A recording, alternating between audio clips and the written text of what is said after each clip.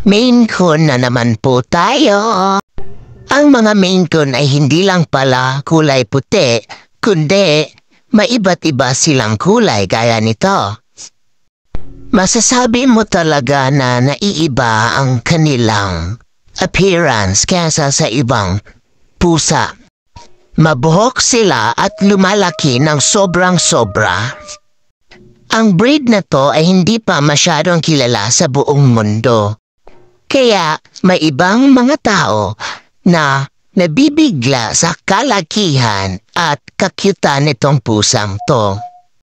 Bumibigat sila na hanggang 12 kilo at tumataas naman na hanggang 100 sentimetro. Ang kanilang life expectancy ay hanggang 25 years. Medyo mahal ito sa Pinas pero parang worth it naman kung bibili ka, diba? Super cute at saka parang mabait naman, diba? Sino ba namang hindi gusto sa mga hitsurang to? Oh my God, grabe naman. O ayan, may painting pa siya. Ay nako, nanggigigil na ako kahit nakatingin lang ako sa bidyong to. Ganyan sila ka-cute.